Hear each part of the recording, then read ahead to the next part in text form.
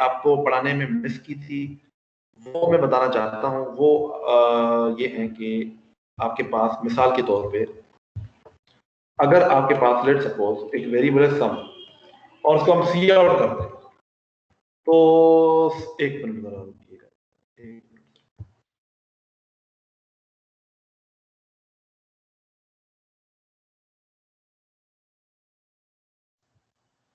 Sorry अच्छा, मुझे आप कोई बताएगा कि इसका आउटपुट क्या आएगा? इसका आउटपुट क्या आएगा sir? Garbage value. Garbage value आएगी, बिल्कुल ठीक है। गार्बेज मतलब अननोन वैल्यू आएगी, क्योंकि सब में तो कुछ भी नहीं पड़ा हुआ, कुछ भी नहीं पड़ा हुआ मतलब गार्बेज वैल्यू है। बट हम चाहते हैं कि यार वेरिएबल में ना ऐसे नहीं होना चाहिए। आप उसको हमेशा, अच्छी चीज ये होती है जब भी आप वेरिएबल डिक्लेयर करें ना तो उसको साथ जीरो से इनिशियलाइज कर दें ताकि उसमें जीरो पड़ा हो। बट जीरो क्यों? क्योंकि इंटीजर वैल्यूज की ना डिफॉल्ट वैल्यू जीरो होती है, जिससे कोई फर्क नहीं पड़ता होता। हम जीरो की जगह पे ये भी लिख सकते हैं। अब ये सिंटैक्स आया है, ये क्या करता है, किसी भी वेरिएबल के आगे आप ये लिखेंगे ना तो जो उसकी डिफॉल्ट वैल्यू होगी वो सेट हो जाएगी। अब इंटीजर की डिफॉल्ट वैल्यू जीरो है, इसको चलाते हैं जीरो। अब जैसे कैरेक्टर है, कैरेक्टर की जो डिफॉल्ट वैल्यू है वो नल है। अब नल क्या है इसके बारे में हम आगे डिस्कस करेंगे कुछ फ्यूचर में जब हम अरे पढ़ लेंगे। फिलहाल हम देखते हैं कि ये क्या करता है। अब ये नल प्रिंट कर रहा है, नल मतलब कुछ भी नहीं, ठीक है ना। तो क्योंकि कैरेक्टर की जो डिफॉल्ट वैल्यू होती है ना वो नल होती है। इसी तरह से फ्लोट की डिफॉल्ट वैल्यू जीरो होती है। इसी तरह से एक और कीवर्ड है बूल। अब मैं आपको समझाऊंगा कि बूल क्या है, बट उसकी भी डिफॉल्ट वैल्यू होती है। तो विदाउट नोइंग, हमें नहीं पता कि फर्ज करें हमारा डेटा टाइप है, आगे जाके ना आप अपने टाइप के डेटा टाइप भी बनाएंगे, मतलब हम अपने खुद से भी डेटा टाइप बना सकते हैं। मैं चाहता हूं कि एक डेटा टाइप हो जिसमें इंटीजर भी हो, कैरेक्टर भी हो, फ्लोट भी हो। अभी तक तो हमने ऐसी कोई चीज नहीं सीखी। आगे जाके फ्यूचर में जब आप आगे पीएफ वगैरह पढ़ोगे तो आपको पता है, बताया जाएगा कि आप अपने टाइप के भी डेटा टाइप बना सकते हैं जो खुद से बनाए। तो उन डेटा टाइप को कैसे बनाते हैं? उन डेटा टाइप को बनाते हैं यूजिंग स्ट्रक्चर। वो फिलहाल एक बड़ी डिस्कशन है, उसको छोड़ते हैं। तो उसमें कोई डिफॉल्ट वैल्यू सेट करनी है, आपको तो नहीं पता कि उसकी डिफॉल्ट वैल्यू क्या है। तो उसके आगे हम अगर ऐसे लगा देंगे ना कि कर्ली ब्रेसेस, तो उसकी डिफॉल्ट वैल्यू ऑटोमेटिकली सेट हो जाएगी। और डिफॉल्ट वैल्यू हर डेटा टाइप की अलग अलग होती है। तो उसकी डिफॉल्ट वैल्यू है जीरो, तो जीरो सेट ऑटोमेटिकली हो जाएगी। इसका एक और भी फायदा है, अभी इस कंपाइलर में आपको फायदा नजर नहीं आएगा, बट हम अगर जो लेटेस्ट कंपाइलर है जो अभी फर्ज करें विजुअल स्टूडियो 18 पे चलाएं या शायद 10 पे भी ये चल जाए, तो उस पे ये कोड आपको एरर देगा। और एरर क्या देगा कि ये 2.3 कहेगा कि 2.3 आप इंटीजर वैल्यू में असाइन नहीं कर सकते, ठीक है। अगर आप ऐसे करोगे ना तो उसमें चल जाएगा, बट अगर आप इस कर्ली ब्रेसेस में करोगे तो वो आपको एरर देगा कि आप इसको नहीं कर सकते। तो कर्ली ब्रेसेस का ये फायदा ये भी है, इतना तो ये चल जाएगा कि आपको सिर्फ 2 प्रिंट करके नजर आएगा। बट आप अगर इससे बचना चाहते हैं कि यार हमसे कोई गलती तो ना हो जाए, तो आप ये कर्ली ब्रेसेस उसमें भी इस्तेमाल कर सकते हैं, ठीक है। तो इसके दो फायदे हैं, एक तो इसमें डिफॉल्ट वैल्यूज आ जाती है, दूसरा अगर कोई गलत वैल्यू हमने दी हुई है तो वो हमें एरर दे देगा फौरन, ठीक है। एक मैंने अभी यहाँ पे जिक्र किया है बूल का। व्हाट इज बूल? बूल एक स्पेशल टाइप का डेटा टाइप है, ठीक है। एक जैसे इंटीजर है, फ्लोट है, डबल है, कैरेक्टर है, लॉन्ग इंट है, ये सारे क्या है? ये सारे आपके पास एक डेटा टाइप है। अब ये डेटा टाइप जो है ना, इस डेटा टाइप के साथ एक नया डेटा टाइप है जिसको हम कहते हैं बूल। बूल का मतलब होता है ट्रू या फॉल्स, बस। अब हालांकि ये ट्रू फॉल्स हम इंटीजर से भी शो कर सकते हैं, मतलब int a is equal to 0 तो ट्रू, तो false. Int a is equal to 1 तो ये ट्रू। बट इसके लिए सी प्रोग्रामर वालों ने एक कमी महसूस की कि नहीं यार, ये काफी नहीं है, हमें यहाँ पे एक स्पेशल टाइप का डेटा टाइप बनना चाहिए। आगे जाके आप पीएफ में जब फंक्शन पढ़ोगे तो आपको समझ में आएगा कि यार बूल की कितनी इंपॉर्टेंस है, ठीक है ना। तो बूल का मतलब होता है या ट्रू या फॉल्स, बस, उसका और कोई मतलब नहीं होता। अब अगर मैं इसको प्रिंट करूं तो ट्रू, आपको पता है ट्रू की वैल्यू होती है 1 और फॉल्स की वैल्यू होती है 0। अगर मैं इमेज में इसमें कुछ सेव भी कर दूं 56, तो भी ये प्रिंट 1 करेगा। 1 प्रिंट क्यों करेगा? क्योंकि बूल का मतलब होता है ट्रू, ठीक है। तो 56 आपको पता है कि नॉन जीरो वैल्यू है, नॉन जीरो वैल्यू का मतलब क्या होता है? ट्रू, ठीक है ना। ये मैंने आपको पहले भी समझाया था, नॉन जीरो वैल्यू का मतलब ट्रू होता है और जीरो वैल्यू का मतलब होता है फॉल्स। अगर हम इसमें 0 रखते हैं तो ये फॉल्स हो जाएगा। सर जी जी काइंडली ये बोल एक दफा रिपीट कर दें। यार, बूल एक डेटा टाइप है जिसमें हम दो चीजें सेव कर सकते हैं, या ट्रू या फॉल्स। मिसाल के तौर पे आपने प्राइम नंबर का कोड किया था, आपको अगर याद हो मैंने वहां पे फ्लैग यूज करवाया था, याद है आपको? प्राइम नंबर के कोड में मैंने आपको फ्लैग यूज करवाया था। जी सर। उस फ्लैग की वैल्यू 1 होती थी या 0 होती थी, तो वहां पे उस फ्लैग की वैल्यू हमने इंटीजर टाइप की बनाई थी, वहां पे हम उसको बूल इस्तेमाल कर सकते हैं, और वहां पे हमें बूल ही इस्तेमाल करना चाहिए थी, क्योंकि फ्लैग की सिर्फ दो ही वैल्यू हो सकती है, या हाँ या ना, तीसरा तो जवाब ही नहीं है। ठीक है ना? तो एग्जैक्टली यही काम इधर हो रहा है कि भाई जब भी आपको जरूरत महसूस हो कि हमें इसका जवाब जो हाँ या ना में मिलेगा, ठीक है ना, कोई मैथमेटिकल कैलकुलेशन भी क्यों ना हो, इसका जवाब मुझे हाँ या ना में चाहिए, तो आप बूल यूज करेंगे। अब फर्ज करें मैं इधर लिखता हूं इफ बूल सम।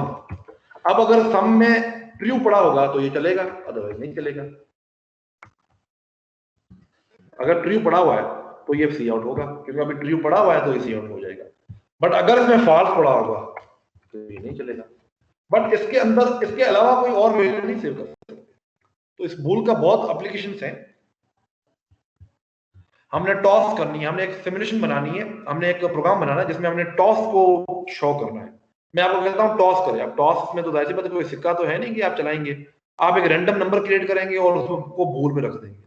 अब वो आपको या 1 क्रिएट करके देगा या 0 करके देगा। तो खैर इसकी काफी सारी एप्लीकेशंस हैं, वक्त के साथ साथ आपको पता चल जाएगी, पर आपको पता होना चाहिए कि बूल का मतलब क्या है। ठीक, ओके। अब इसके अलावा एक तीसरी चीज भी थी, और वो चीज थी बूल, और बूल के अलावा क्या था, एक मिनट, हाँ, टाइम कास्टिंग। एक और चीज है जो भी मैं आपको नहीं पढ़ा पाया हूं, वो है टाइप कास्टिंग। मिसाल के तौर पे ये प्रोग्राम मैंने आपको खैर मिड टर्म में भी दिया था, कि अगर ये float c is equal to 5/2 हो, आप मुझे बता सकते हैं इसका जवाब क्या आएगा?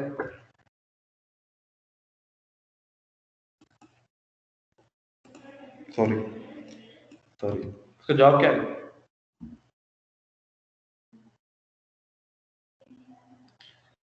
कोई भी स्टूडेंट का जवाब दे सकता है कि इसका जवाब क्या है? ये मैंने मिड टर्म में भी पूछा हुआ है। टीचर आएगा वैल्यू। नहीं, जवाब क्या आएगा? ये देखना, नजम सच नहीं बनना, एग्जैक्ट जवाब देना है। 1 क्यों भाई? 5/2 जवाब 1 आएगा सर डेसिमल में आएगा आंसर। यार हद है। क्या जवाब आएगा वो पूछ रहा हूँ, डेसिमल में आएगा, फ्लोट में आएगा, इंटीजर में आएगा? जवाब क्या आएगा भाई? आउटपुट कुछ भी नहीं आएगी सर। आउटपुट कुछ भी नहीं आएगी, और उसकी क्या वजह है? इसमें डिवाइड हो रहा है पहले। नहीं तो सी आउट कर रहा हूँ तो आउटपुट तो कुछ ना कुछ तो आएगा यार। सब वो फ्लोट है 5.0 इंटीजर के साथ कर रहे हैं इसकी वजह। इसका मतलब है, हम सिंधी में हम कहते हैं पुराणो सोजरो चट। उसका जो उर्दू ट्रांसलेशन है वो होती है कि हमारा जो पुराना जो भी हमें कुछ थोड़ा बहुत आता था ना वो भी गया। ठीक है ना? तो इसको सिंधी में हम कहते हैं पुराणो सोजरो चट। तो वही वाली बात तुम लोगों ने की है। अबे ये तो मैंने पहले भी सिखाया हुआ है तुम्हें, तुम लोगों को परसेंटेज कैलकुलेट करवाया था तो तुम्हारी वैल्यू 0 आ रही थी। क्या कहते हैं? पुराणो सोजरो चट। पुराणो मतलब पुराना। बता तो रहा हूँ। पुराणो सोजरो चट का मतलब सिंधी में ये कहते हैं, सिंधी में। ठीक है सर बड़ा मजे का लफ्ज है। बात तो सुनना। पुराणो सोजरो चट का मतलब होता है पुराना। सोजरा, सोजरा मतलब जो हमारे में इलम था। ठीक है? और चट का मतलब है खत्म। चट का मतलब होता है खत्म। तो पुराणो सोजरो चट, तो तुम्हारा जो है ना पुराणो सोजरो चट भी हो गया है अभी। ठीक है ना? मतलब जो पुराना सोजरो चट, पुराणो सोजरो चट जो पहले से आता था ना वो भी गया। ठीक है ना? Yes sir. नई चीज सिखाने के आसरे पे ना वो पुरानी चीज भी चली गई। ठीक है ना?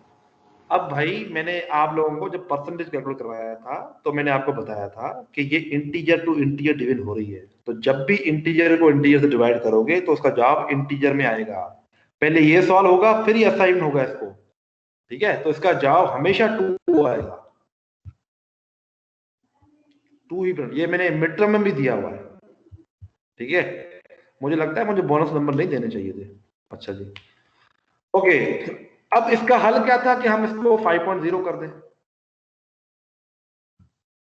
अब ये बिल्कुल सही जवाब देगा क्योंकि 5.0 is float, float to integer जवाब क्या होता है, फ्लोट। ठीक है ना। अच्छा, इसमें तो हल आ गया, बट अब मुझे इसका हल बताएं। अगर a की वैल्यू 5 है और b की वैल्यू 2 है, अब क्या करेंगे? अब क्या करें? अब मुझे c की वैल्यू जो है ना 2.5 नजर नहीं आएगी, अब मुझे c की वैल्यू जो है वो 2 नजर आएगी क्योंकि b भी इंटीजर है, a भी इंटीजर है। ओ सॉरी, मैंने उल्टा लिख दिया है, ये a डिवाइडेड बाय b करना जी। मुझे इसका जवाब पॉइंट्स में चाहिए था, बट अब क्योंकि दोनों इंटीजर हैं और किसी वजह से मैं इसको मिसाल के तौर पे ऊपर जो है ना वो नंबर ऑफ स्टूडेंट्स है, तो मैं इसको इंटीजर में ही लिखूंगा। अब मैं क्या करूं इस प्रोग्राम में कि ये प्रोग्राम जो है ना मुझे पॉइंट्स में जवाब दे। आपके पास कोई हल है इसका?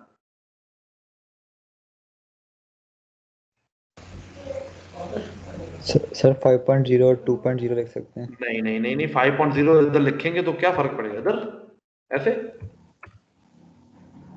इसका कोई फर्क पड़ेगा? ये तो इंटीजर है ना, इसका जवाब तो अगेन 2 आ रहा है क्योंकि ये इंटीजर है ना, इसको सेव तो इंटीजर में हो रहे हैं और इंटीजर टू इंटीजर फ्लोट में करेंगे ना सर। तो सर जो इंट है उसको फ्लोट में। अच्छा, अब मैं आपको यही कह रहा हूं कि मेरे पास मजबूरी ये है कि ये जो a और b है ना, मिसाल के तौर पे ये नंबर ऑफ स्टूडेंट्स है, मैं इसको फ्लोट में कन्वर्ट नहीं कर सकता क्योंकि नंबर ऑफ स्टूडेंट कभी फ्लोट में नहीं हो सकते जी। अब क्या करूं? अब इसके लिए एक नई चीज यूज होती है जिसको हम कहते हैं टाइप कास्टिंग। आप एक ब्रैकेट लगाएं, इसमें लिखते हैं फ्लोट। अब इसको चला के देखिए, अब ये 2.5 प्रिंट कर रहा है।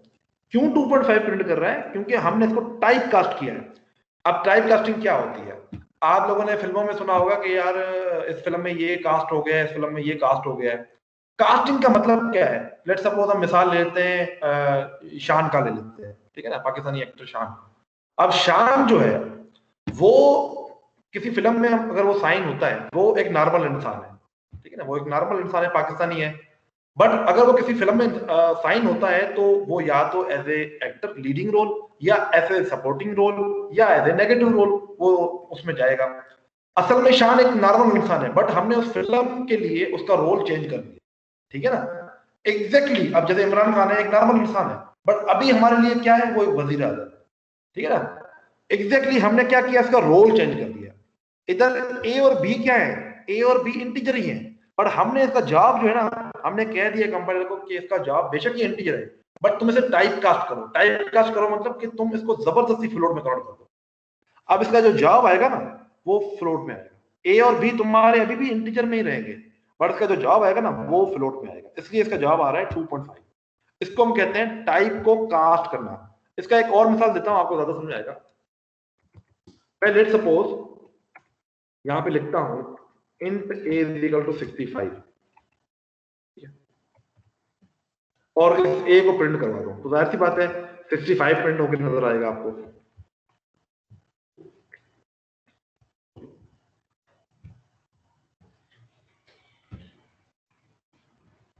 ओके 65।